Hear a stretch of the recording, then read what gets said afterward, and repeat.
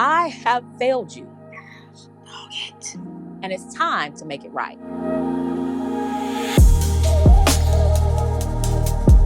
Hi everyone, I'm Angelina, and this is Blueprint DIY, where we remake our clothes to be just as unique as us, or at least that's what we've been doing for the last 15 years.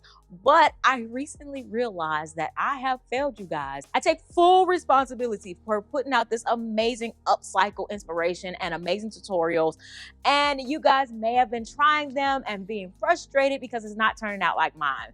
Possibly for one simple reason: you can't cut straight. Well, today that changes, and I'm issuing a new challenge for the 15 amazing ladies that are taking my in-person class, and to you watching me right now. Try these 5 steps, practice them, and see won't it take your upcycling and sewing to the next level. All right, let's do it. All right, so much like in my class, we're gonna start off with a men's dress shirt, and I'm gonna just cut off this sleeve really quickly, and I'm gonna show you how a lot of people cut.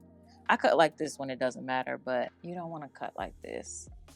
Only with the tip of the scissors, or even, this is even worse. See that?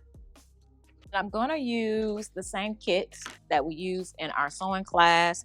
It has scissors, pins, seam rippers, needles, tape measure. I want you guys to know that this is possible with just very basic tools. I know that in the studio, when I'm sewing projects, I use really nice scissors, but I want us to be on an even playing field. All right, one of you guys' biggest barriers to cutting straight is that you will not iron. I know that's the pot calling the kettle, because I, for many years, did not like to iron. But iron is step number 1. You see how wrinkly that is? Me trying to cut this straight with it wrinkled like this. See? We are going to iron. That's step number 1. And these steps, I'm putting them kind of in an order, but you'll have to, do these steps throughout. So anytime your fabric is wrinkly, anytime you're making a seam, ironing while you're doing that is very helpful. Like I said, I know I am quite the hypocrite to be telling you guys this, because for many, many years I was very stubborn about ironing, but I've learned my lesson enough to just stop trying to skip steps, especially when this is concerned, because it just really makes your life easier and it makes your projects come out better. And that leads us to our next step. Now we are ready to pin, especially if you are cutting with a pattern, but even if you're not. Pinning the 2 layers, when you're cutting 2 layers or more of fabric together, oftentimes, especially if you're doing any type of slippery fabric, the 2 layers are not going to want to stay together. So pinning them, even if you're not using a pattern, will help them to stay together. So let's take this pattern right here. If I try to cut this without pinning, the pattern isn't going to want to stay down. Even if I use a fabric weight, even if I use something to weigh it down, I'm going to have a lot harder of a time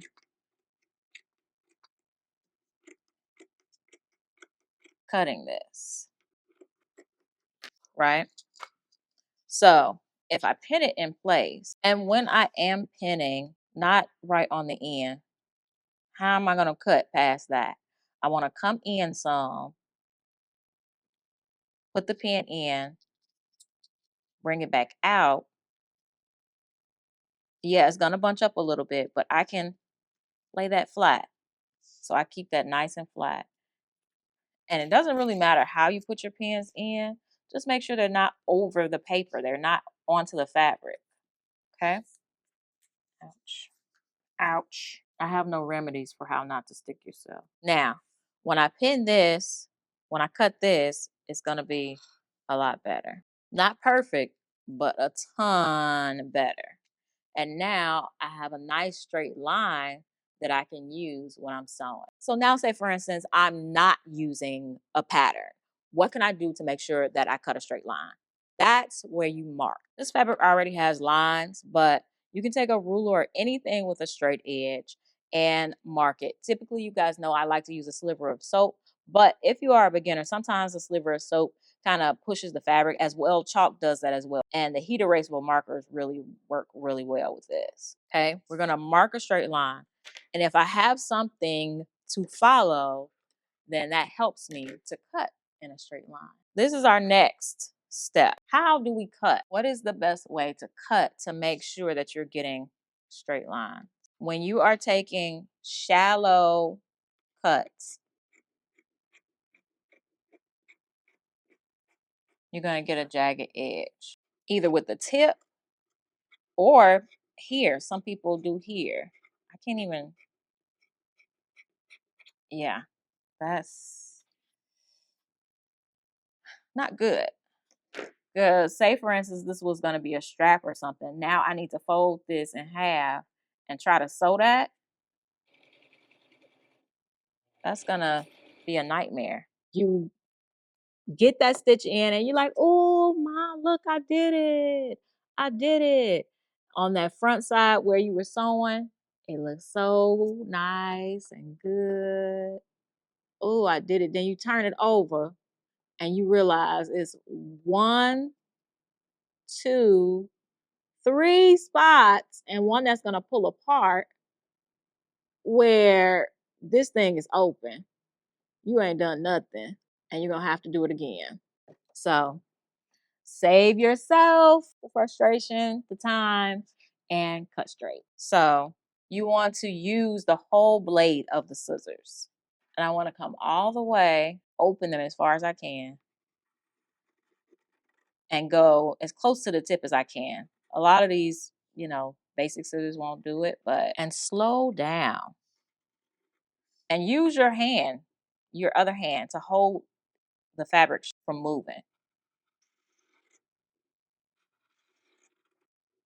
And you want to, when you move the scissors up, you want to get that blade exactly in the spot where you finished cutting. And you also want to make sure the scissors stay straight up and down, not to the side like you see me doing here on the jagged one.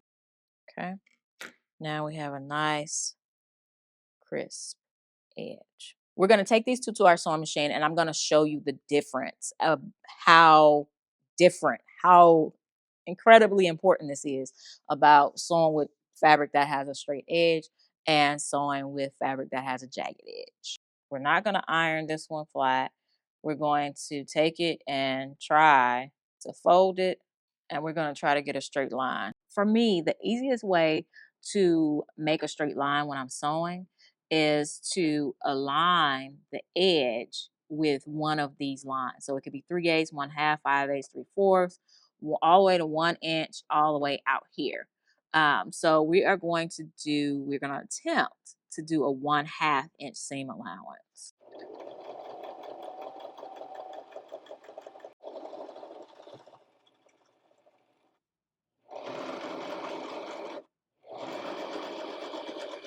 Now you can see here, it may be the same amount of distance away from the edge, but I have not accomplished my goal of making a tube or a strap that is going to be the same width. And that's going to cause issues. Even if you have cut a jagged edge after you take away the pattern, or even before you take away the pattern, if you want to try to do it again, yes, I would encourage you to try to do it again. Go back and just mark a line and then cut that correctly. Now this one, we're going to do it properly. We're going to take this one and fold it. And I'm going to you can actually do both if you want to, but we're going to iron this flat and make sure both of our sides line up. The students in my class did a really, really good job, but I want to make sure that we get this, because we're going to be sewing more complicated things. And if we don't get this, it's just going to make our lives hard. All right, so now we have the one that is straight. It's been ironed. You can also add pins or clips to the edge in order to keep it from unaligning. This one because it is straight, I'm gonna do a 3/8 inch seam allowance. And when I am sewing, all I'm watching is this edge of the fabric and this line here. Just making sure this edge stays with that line. I'm not watching the needle, nothing that's going on over here. I'm making sure my hands are out of the way. but I'm just watching that line and this fabric. That's another thing. When you are sewing, it's okay to stop and make sure your fabric is lined up. Over time, even though I ironed, it had started to come unaligned. We want to make sure it's aligned. Let's look at these side by side. I'm going to tell you why this makes a difference. So you can see on the one that's straight, we have a consistent 7/8 inch along the end. It's not perfect, but pretty close to 7/8 all along the edge. Okay. This one at right here, 1 inch, 1 and 1/16 inch, 7/8 inch, 1 and 1/8 inch, all because our edge was jagged.